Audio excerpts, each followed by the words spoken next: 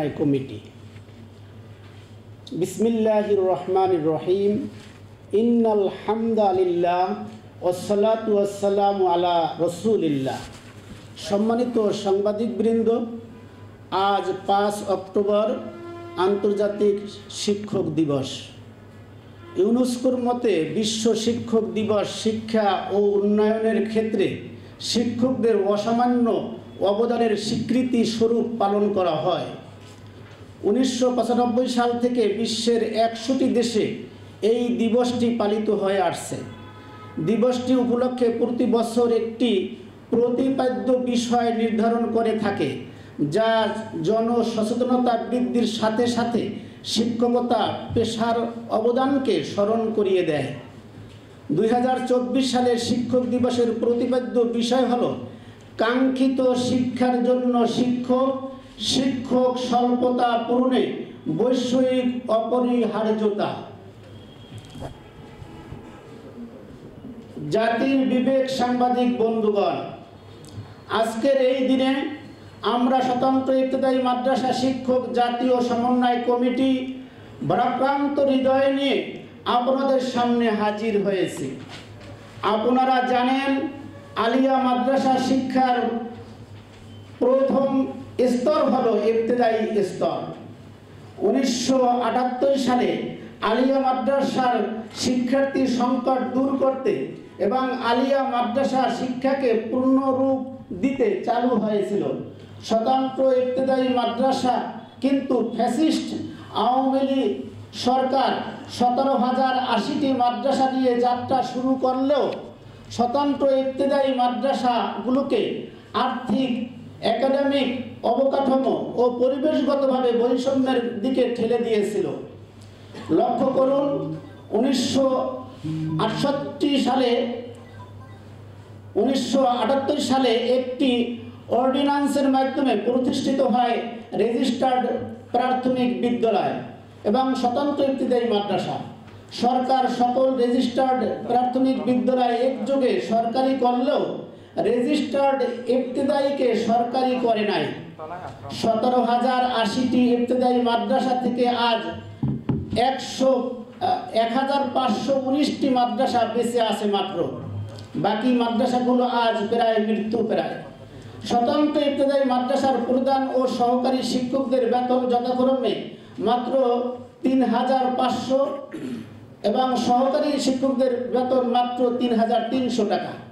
আলিয়া মাদ্রাসায় শিক্ষার্থী সংকট তৈরির জন্য পরিকল্পিতভাবে ইবতেদায়ী মাদ্রাসা শিক্ষার্থীদের উপবৃত্তি বাতিল করা হয়েছে এবং ফিডিংস বিতরণ প্রোগ্রাম বন্ধ করা হয়েছে।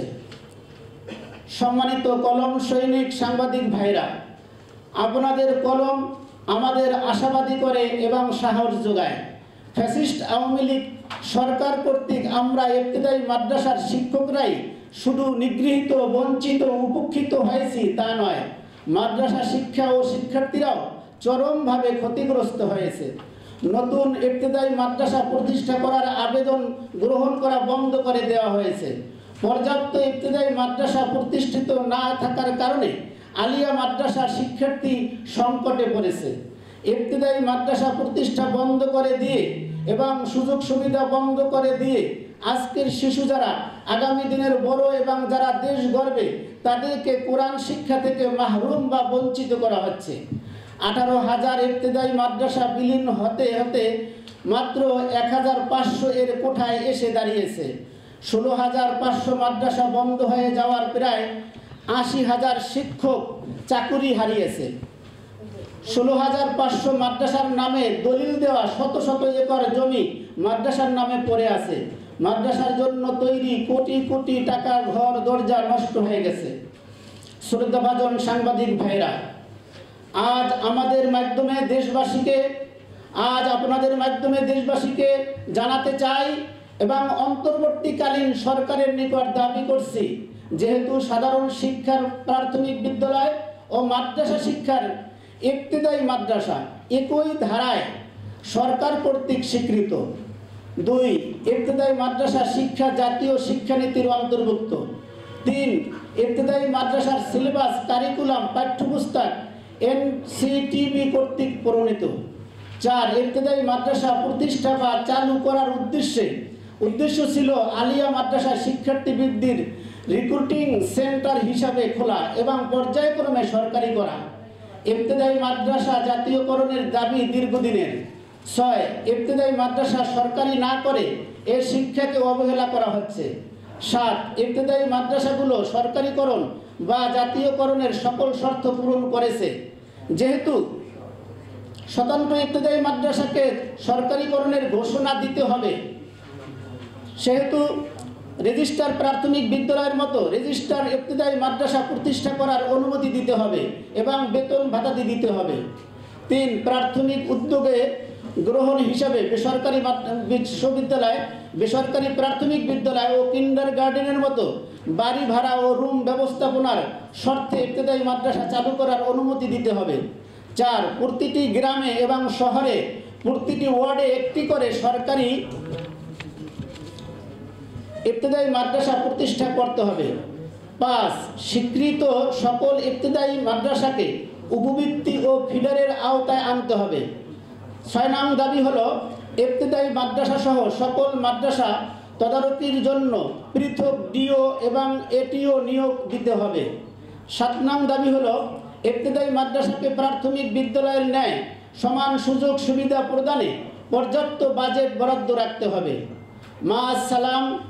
আমাদের এখানে উপস্থিত যে সমস্ত সমন্বয়কবৃন্দ রয়েছেন, doctor Abdus Sabur Matubbar, professor doctor Mohammad Masudur Rahman Talukdar, মাওলানা নজরুল ইসলাম মাহবুব, মোহাম্মদ জাহাঙ্গীর হোসাইন, প্রিন্সিপাল আব্বাস উদ্দিন, মোহাম্মদ সাইদুর রহমান, সমন্বয়ক মোহাম্মদ আলতাফ হুসাইন, সমন্বয়ক অধ্যক্ষ মাওলানা জাকির হুসাইন, সমন্বয়ক মাওলানা নজরুল ইসলাম হিরণ, সমন্বয়ক মাওলানা আব্দুল হামিদ। আমি আপনাদেরকে অনুরোধ করব আমাদের এই দাবিগুলো সরকারের কাছে এবং অন্তর্বর্তী সরকার যাতে আমাদের এই প্রায় 40 বছর যাবৎ এই সমস্যার সম্মুখীন বৈষম্যের শিকার এই শিক্ষকরা যাতে আগামী স্বল্পদিনের মধ্যেই জাতীয়করণ করে আমাদের দাবি পূরণ করে এ আশা আমরা সাংবাদিক ভাইদের মাধ্যমে সরকারের কাছে করছি। আসসালামু আলাইকুম ওয়া রাহমাতুল্লাহি ওয়া বারাকাতুহু।